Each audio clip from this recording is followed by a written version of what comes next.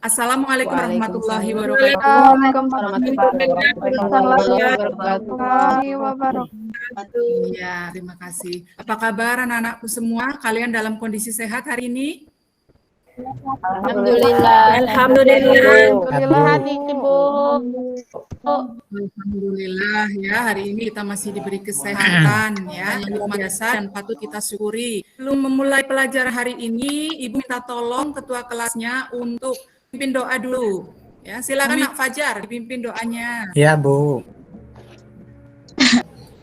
Teman-teman, ayo kita berdoa melalui agama dan keyakinan kita masing-masing. Berdoa dimulai. Selesai. Terima kasih saya ucapkan pada anak Fajar ya. Tidak lupa guru selalu mengingatkan ya, karena ini di masa pandemi, kalian harus selalu yang pertama memakai masker ya bila keluar rumah. Kemudian kalau kalian pulang rumah, jangan lupa mencuci tangan kalian agar virus-virus terbebas dari tangan kalian. Kemudian yang ketiga, Menjaga jarak, Ibu. menjaga jarak atau menjauhi kerumunan ya, itu dapat menyelamatkan kita minimal ya dari bahaya virus yang sedang mengintai kita saat ini. Kemudian Ibu pengen mengabsen kalian ya. Ada yang tidak masuk hari ini? Semua? Hadir semua. Kakak Anggun ada yang terlambat Bu. Fajar, Ibu sehat. tadi Sehat. mengisi presensi ya di Google Form ya yang sudah Ibu kirim. Nah, yaitu kita akan menganalisis kebahasaan, 4 ciri kebahasaan teks laporan hasil observasi. Sudah nampak anak-anak? Iya, sudah Bu, sudah. Udah besar, Guru. Kania, coba dibacakan Kania. Ya Bu, Sesa Ya, dengan bacakan, optimis dan tawakal. Insya Allah saya bisa. Ini perlu kita terapkan dalam belajar ya. Ibu guru akan masuk ke materi. Tapi sebelumnya ya, Ibu mau ini menampilkan. Ini pohon apa, Nana? Banyak sekali Pohon pisang. Jadi pingin makan pisang. Daunnya Daunnya lebat, Bu. Daunnya berwarna berwarna hijau.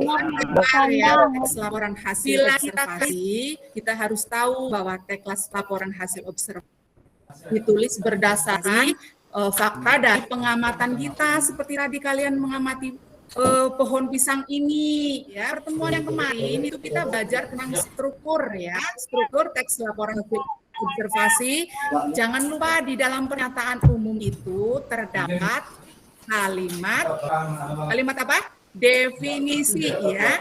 Dan kalimat definisi itu adalah salah satu ciri kebahasaan yang nanti kita akan pelajari. Teks laporan hasil observasi yang pertama yaitu meliputi kata dan rasa. Coba Esti, minta tolong Esti. Ya, merupakan varian bebas. Frasa adalah lebih yang bersifat non-predikatif. Iya, betul sekali ya. Jadi untuk mudah mengingatnya, kata verba ya, itu kata kerja. Biasa kita ingat seperti itu ya. Kemudian kata nomina itu yang menyangkut dengan benda atau kata benda seperti itu ya. Begitu juga dengan frasa ya, frasa verba dan nomina. Kata verba ya di sini karena ada makan, minum ya, mandi banyak sekali ini Bu bisa nomina ya. Yang paling mudah ya bisa kita amati di sekeliling kita. Ada meja mungkin, pensil, gawe. Contoh ya yang Anda, misalnya ini Tata pergi ke pasar untuk membeli sayur dan buah.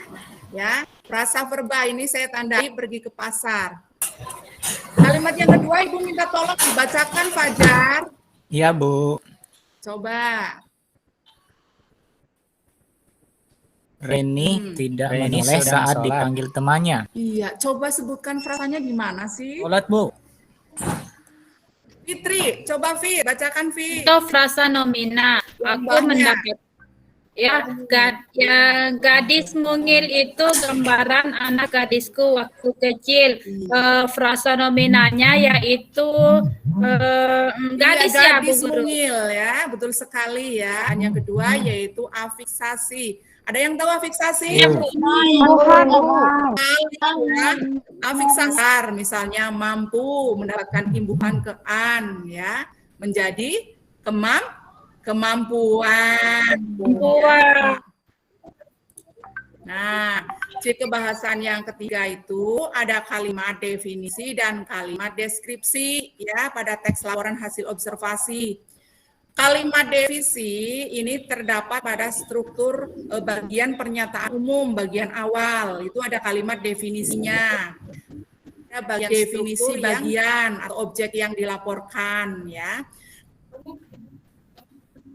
Karena pada kalimat dengan detail objek yang sedang diamati ya. Jadi kalimatnya itu menjelaskan lebih rinci kalau pada bagian kalimat deskripsi ya. Ini ada contohnya. Orang utan ialah hewan jinak yang terkadang dipelihara. Oleh karena itu dapat bersahabat. Kira-kira ada kata apa ini yang saya tandai? Adalah, Bu. Adalah, betul sekali ya si ini. Jadi kalimat biasanya ditandai dengan kata adalah, ialah, ya. Kalimantan ini sangat terkenal dan digemari banyak orang karena keramahannya. Tinggi hewan ini dapat mencapai 1,5. Nah, ya di bagian atas berarti ini kalimat definisi ya, kalimat di bawahnya tidak ditandai. Ini ada pertanyaan anakku. Hambu. Ada pertanyaan. Sudah paham, Bu. Keempat yang terakhir ya. Yaitu ada kalimat simplek atau kalimat tunggal dan kalimat majemuk ya. Mbak Yani coba ini dibacakan. Makan roti tidak membuatku kenyang. Anak sekolah berjalan menuju lapangan. Apakah kamu menemukan konjungsi di sini? Tidak, Ibu. Simplek, tunggal, karena tidak terdapat konjungsi, hanya memiliki satu klausa ya. Nah ini, saya tinggal di Bandung, lalu keluarga pindah ke Yogyakarta. Kalian menemukan konjungsi tidak? Ada, Ibu. Ada Ibu. Lalu ya, An. Sudah, Bu. LKPD itu ya, silakan kalian berkelompok ya. Nanti kalian berdiskusi lewat WA saja. Kelompoknya saya bagi menjadi 4. Nah, di LKPD itu perintahnya kalian mencari ya, mencari 4 ciri kebahasaan. Kalian menemukan apa saja itu di data ya. Kalian paham ya? Paham, Bu. Ini dari sini ya. Sambil mengawasi ya, silakan chat lewat WA. Udah, Bu. Sama dulu ya. Silakan Imas sebagai ketua kelompoknya mempresentasikan. Bu, saya Imas akan mempresentasikan kelompok 1 ya, Bu. Dari hasil analisis dengan teman-teman tentang teks pohon pisang itu ada kata perba yang dibuktikan dengan kalimat tumbuh, memanjang, menancap, dipakai, mempunyai. Terus prasmat kompleksnya adalah pada kalimat batang dari hasil diskusi kelompok kami. Taman Nasional Baluran, kepada Nak Fajar silakan. Oh, kami dari kelompok kedua, jadi hasil diskusi kami adalah di sana ada kata bendanya, Bu, seperti ada kijang, ada burung, ada buaya, situ, Bu. Kemudian di sana juga ada ini, Bu, kata perba. Ya. Kata perbanya seperti memangsa, habis itu terbang, kemudian berenang. Di sana juga ada, Bu. Itu untuk perbanya, Bu.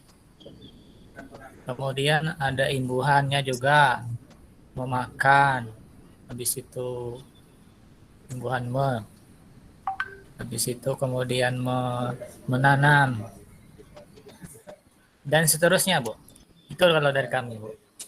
Iya ya. Jadi itu ciri kebahasaan yang ditemukan di teks yang berjudul Taman Nasional Baluran ya. Kemudian untuk kelompok yang lain mungkin bisa mempresentasikan untuk soal yang kedua ya, manfaat teks laporan hasil observasi ya bila diterapkan dalam sebuah kehidupan. Anida, coba Anida.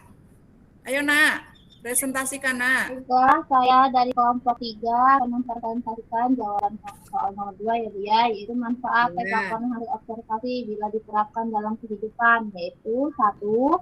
Mempelajari teks laporan hasil observasi dapat menambah pengetahuan dan wawasan tentang objek atau proses yang diamati. Lalu kedua, mendapatkan data-data yang objektif sesuai dengan fakta yang ada. Lalu 3, dari data hasil observasi pembaca dapat menafsirkan dan menginterpretasikan suatu peristiwa atau objek dan mengetahui kronologis peristiwa. Sekian Bu, terima kasih. Ternyata sama ya dengan kelompok 1 ya. Kita lihat lagi ya. Yang terakhir kelompok 4. Coba Mbak Yani. Iya, terima kasih Ibu. Menurut kelompok kami, dari kelompok 4, teks laporan hasil observasi juga dapat digunakan untuk menentukan sebuah kebijakan pemerintah. Contohnya, di Jakarta berdasarkan data hasil pengamatan tingkat kemacetan lalu lintas, Bu, hasil diskusi kami. Terima kasih. Iya, betul sekali. Jika dikaitkan ya dengan masalah-masalah di lingkungan kita, salah satunya kelompoknya Mbak Yani itu dapat mengungkapkan bahwa teks laporan hasil observasi, teks pengamatan itu ternyata bisa dijadikan untuk mengambil sebuah kebijakan ya. Anak-anakku ya. Jadi hari ini kalian sudah belajar tentang 4 ciri kebahasaan ya. Yang pertama adalah kata verba dan nomina, frasa verba dan nomina. Kemudian yang kedua adalah afiksasi. Ada ya pada teks kalian itu, yang 2 itu ya sudah ditemukan. Kemudian di sini ada pertanyaan anak-anakku. Sebelum diakhiri ya, Ibu pengen tanya kalian ya. Apakah hari ini menyenangkan anak-anakku? Kalian bisa belajar apa hari ini? Kebahasaan Bu. Kebahasaan Bu. Kebahasaan, teks laporan hasil observasi. Jangan lupa makan yang cukup, ya istirahat yang cukup, ditambah lagi itu yang 3 itu memakai masker, mencuci tangan, dan jauhi kerumunan ya. Kemudian tetaplah kalian berbahagia ya, jangan sampai kalian merasa sedih atau bagaimana, karena bahagia dapat meningkatkan imun tubuh kita ya, seperti itu. Kemudian untuk pembelajaran yang akan datang ya, besok kita akan menyusun ya. Hari ini kita sudah menemukan kebahasaannya. Minggu kemarin kita sudah belajar strukturnya. Jadi besok kita belajar menyusun ya teks laporan hasil observasi.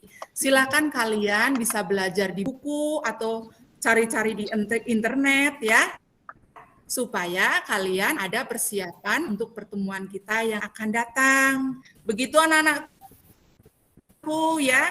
Siap Bu Guru. Sampai di sini. Iya Ibu. Ya, sampai di sini. Tidak ada pertanyaan lagi? Sudah Ibu. Insya Allah Bu. Ya, Ibu. Ya, mari kita akhiri pembelajaran kita dengan membaca hamdalah bersama. Alhamdulillahirabbil alamin. Ya, Ibu akhiri. Wassalamualaikum warahmatullahi wabarakatuh. Waalaikumsalam warahmatullahi wabarakatuh. Terima kasih Bu Guru. Terima kasih Bu Guru. Terima kasih Bu. Terima kasih Bu.